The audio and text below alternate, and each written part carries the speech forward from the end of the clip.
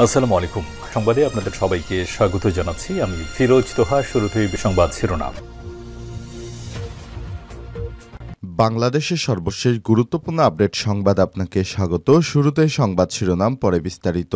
শুরুতেই জানাবো, মধ্যরাতে সেন্ট মার্টিনে ভয়াবহ আগুনে ব্যাপক ক্ষয়ক্ষতি। প্রবালদ্বীপ সেন্ট মার্টিনে ভয়াবহ অগ্নিকাণ্ডে কয়েকটি রিসোর্ট পুড়ে ছাই হয়ে গেছে। এই ঘটনা এখন পর্যন্ত হতাহতের কোনো খবর পাওয়া যায়নি। মঙ্গলবার 14 জানুয়ারি দিবাগত রাত 2:30টার দিকে দ্বীপের পশ্চিম সৈকতের গলাচিপা এলাকায় এই ঘটনা ঘটে। এরপর জানাবো, ছাগলকাণ্ডে আলোচিত মতিউর রহমান এবং তার স্ত্রী লায়লা গ্রেপ্তার। ছাগলকাণ্ডে জড়িত হয়ে বহুল আলোচিত জাতীয় রাজস্ব বোর্ড এনবিআরের সাবেক সদস্য মতিউর রহমান এবং তার স্ত্রী সাবেক উপজেলা চেয়ারম্যান লায়লা কানিসকে গ্রেপ্তার করা হয়েছে। লায়লা কানিস মতিউরের প্রথম স্ত্রী। এদিকে অনিয়ম এবং দুর্নীতির অভিযোগে পদত্যাগ করলেন ব্রিটিশ মন্ত্রী টিউলিপ সিদ্দিক। বিতর্কের মুখে অবশেষে পদত্যাগ করতে বাধ্য হয়েছেন যুক্তরাজ্যের অর্থ নগর বিষয়ক মন্ত্রী টিউলিপ সিদ্দিক। মঙ্গলবার রাতে যুক্তরাজ্যের প্রধানমন্ত্রী বরাবর পদত্যাগপত্র জমা দেন তিনি। পরে প্রধানমন্ত্রীর অফিস থেকে তার পদত্যাগপত্রটি গ্রহণ করা হয়েছে। জানাবো, আজ প্রধান উপদেষ্টার কাছে সংস্কার প্রস্তাব জমা দেবে 4 কমিশন।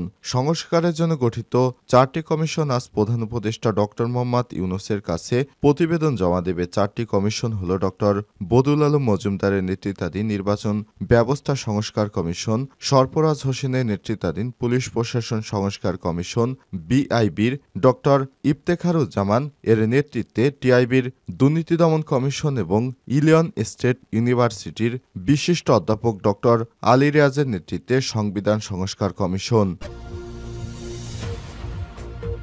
এদিকে 34 দেশের 100 কোটি নাগরিককে প্রশিক্ষণের উদ্যোগ, 3 কোটি টাকা পুরস্কার। সংযুক্ত আরব আমিরাত ইউএতে বিশ্বব্যাপী 100 কোটি 1 বিলিয়ন মানুষকে অগ্নি নিরাপত্তা ও প্রস্তুতি বিষয়ে প্রশিক্ষণ দেওয়ার একটি উচ্চাকাঙ্ক্ষী নতুন উদ্যোগ চালু করেছে। 1 বিলিয়ন রেডিনেস নামক এই প্রকল্পটিতে 34টি দেশ থেকে 16টি বৃহৎ অগ্নি নির্বাপন সংস্থার সঙ্গে অংশীদারিত্বের ভিত্তিতে ভার্চুয়াল কোর্স পরিচালনার লক্ষ্যে কাজ করবে তারা। এবং সর্বশেষ জানাবো, দক্ষিণ কোরিয়ার অভিশংসিত প্রেসিডেন্ট ইউন সুক ইয়েল গ্রেপ্তার। দক্ষিণ কোরিয়ার অভিশংসিত প্রেসিডেন্ট ইউন সুক ইয়েলকে গ্রেপ্তার করেছে দেশটির দুর্নীতি বিরোধী তদন্তকারী দলের সদস্যরা। গ্রেপ্তারের জন্য তার বাসভবনের সামনে 3000-এর বেশি পুলিশ মোতায়েন করা হয়। এ সময় গ্রেপ্তার ঠেকাতে ভিড় করেন ইয়েলের সমর্থকরাও। তবে পুলিশের কঠোর প্রতিরোধের মুখে সমর্থকরা ছত্রভঙ্গ হয়ে গেলে বাসভবনে ঢুকে তাকে গ্রেপ্তার করা হয়। প্রিয় দর্শক, এতক্ষণ শুনছিলেন সংবাদ শিরোনাম, এবারে বিস্তারিত। তবে তার আগে বন্ধুরা, অনুরোধ থাকবে সংবাদটিতে একটি লাইক দিন। এই চ্যানেলে আপনি নতুন হয়ে থাকলে আমাদের সংবাদটি দেখতে দেখতে চ্যানেলটি সাবস্ক্রাইব করে রাখুন, যাতে করে বন্ধুরা আমাদের পরবর্তী লেটেস্ট আপডেট সংবাদগুলো সবার আগে আপনার কাছে পৌঁছে যায়। কমেন্ট করে আপনার মূল্যবান মতামত জানিয়ে দিন আপনি বিশ্বের কোন দেশ থেকে বা বাংলাদেশের কোন স্থান থেকে আমাদের সংবাদটি দেখছেন এবং শুনছেন। এবারে বিস্তারিত।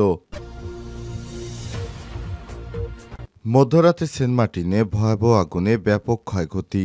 বাংলাদেশের একমাত্র প্রবাল দ্বীপ সেন্ট মার্টিনে ভয়াবহ অগ্নিকাণ্ডের ঘটনায় কয়েকটি রিসোর্ট পুড়ে ছাই হয়ে গেছে। এই ঘটনা এখন পর্যন্ত কোনো হতাহতের খবর পাওয়া যায়নি। মঙ্গলবার 14 জানুয়ারি দিবাগত রাত 2:30টার পর দ্বীপের পশ্চিম সৈকতের গলাচিপা এলাকায় এই ঘটনা ঘটে। সেন্ট মার্টিনের ইউনিয়ন পরিষদের চেয়ারম্যান মুজিবুর রহমান বলেছেন, মধ্যরাতে সেন্ট মার্টিনে ভয়াবহ আগুনে শায়রি, বিচ ভ্যালি ও কিংশুক রিসোর্ট পুড়ে ছাই হয়ে গেছে। এই ঘটনায় কোনো পর্যটক বা স্থানীয় হতাহত হয়নি। আগুন নিয়ন্ত্রণে আনার জন্য উন্নত মানের কোনো যন্ত্র না থাকায় ক্ষতি বেশি হয়েছে। সেন্ট মার্টিনের বাসিন্দা আব্দুল মালেক বলেছেন, সাধারণ দ্বীপের বর্জ্য পোড়ানো হয় বালিয়াড়িতে, যা থেকে এই ঘটনা ঘটতে পারে। দ্বীপে কোনো ফায়ার সার্ভিস না থাকায় আগুনের এই বড় ক্ষয়ক্ষতি। আলোচিত ছাগলকাণ্ডে মতিউর রহমান এবং তার স্ত্রী লায়লা গ্রেপ্তার।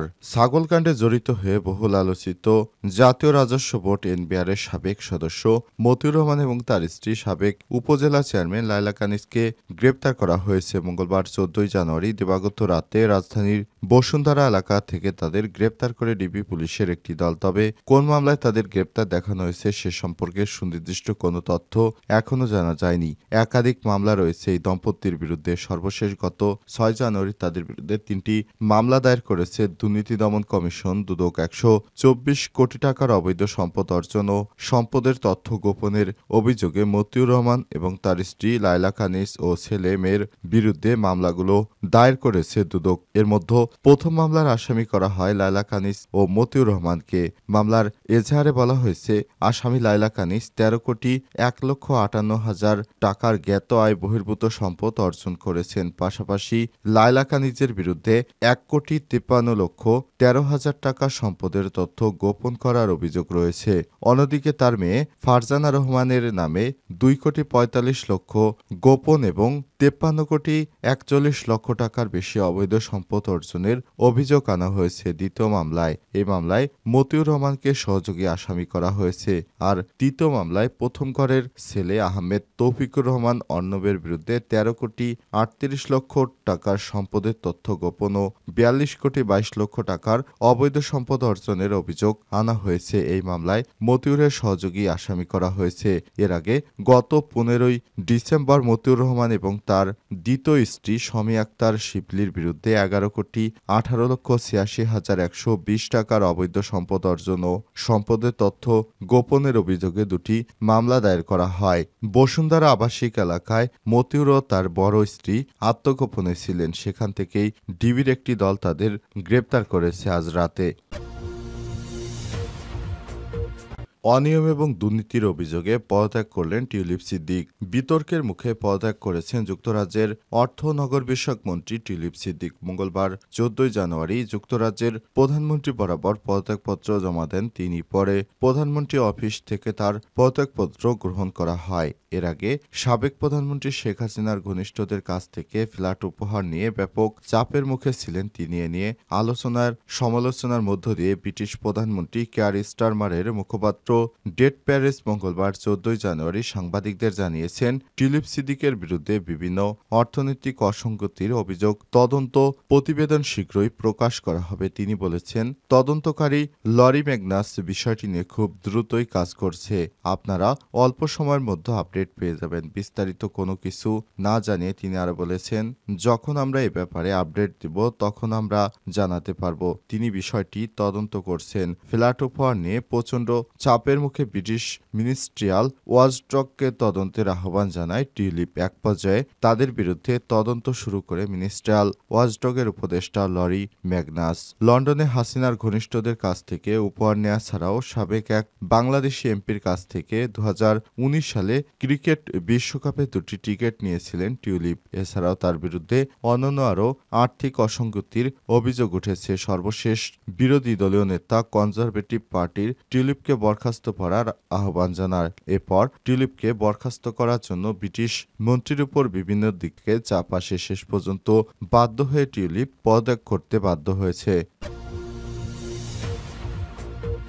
আজ প্রধান উপদেষ্টার কাছে সংস্কার প্রস্তাব জমা দেবে ৪ কমিশন। সংস্কারের জন্য গঠিত ৪টি কমিশন আজ প্রধান উপদেষ্টা ড মোহাম্মদ ইউনূসের কাছে প্রতিবেদন জমা দেবে। ৪টি কমিশন হল ড বদিউল আলম মজুমদারের নেতৃত্বাধীন নির্বাচন ব্যবস্থা সংস্কার কমিশন, সরফরাজ হোসেনের নেতৃত্বাধীন পুলিশ প্রশাসন সংস্কার কমিশন, বিইবি ড ইফতেখুরুজ্জামানের টিআইবির নেতৃত্বাধীন দুর্নীতি দমন কমিশন এবং ইলিয়ন স্টেট ইউনিভার্সিটির বিশিষ্ট অধ্যাপক ড আলী রিয়াজের নেতৃত্বে সংবিধান সংস্কার কমিশন। মঙ্গলবার ১৪ জানুয়ারি সন্ধ্যায় ফরেন সার্ভিস একাডেমিতে এক সংবাদ সম্মেলনে সব তথ্য জানায় প্রেস সচিব শফিকুল আলম। তিনি জানান, বুধবার রাজধানীর তেজগাঁয়ে প্রধান উপদেষ্টার কার্যালয়ে প্রতিবেদন জমা দেবেন ৪টি কমিশনের সদস্যরা। হস্তান্তরের পরে রিপোর্ট নিয়ে একটু আলাপ হবে। পুরো জিনিসটি তারা বলবেন কি কি পাওয়া গেছে। দুপুর ১:৩০ পর্যন্ত আশা করছি এই মিটিং হবে। প্রেস সচিব আরও বলেছেন, এরপর দুপুর ৩টায় সংবাদ সম্মেলন করে এ বিষয়ে জানাবেন সরকারের কয়েকজন উপদেষ্টা। তারা পুরো জিনিসটি ব্রিফ করবেন। তবে আমরা এখনও জানি না কারা ব্রিফিংয়ে আসবেন। এছাড়াও বিচার ব্যবস্থা এবং প্রশাসনের সংস্কার কমিশনের সংস্কার প্রস্তাব জমা দেওয়ার জন্য ৩১শে জানুয়ারি পর্যন্ত সময় বাড়ানো হয়েছে। এসব কমিশনের প্রতিবেদন পাওয়ার পর রাজনৈতিক দলগুলোর সঙ্গে সংলাপ শুরু করবে অন্তর্বর্তীকালীন সরকার। চলতি মাসে আলোচনা শুরু হতে পারে সংস্কার প্রস্তাব এবং এগুলো বাস্তবায়ন নিয়ে ঐক্যমত হলে সংলাপ থেকে একটি রূপরেখা আসতে পারে বলেও মনে করছে সংশ্লিষ্টরা।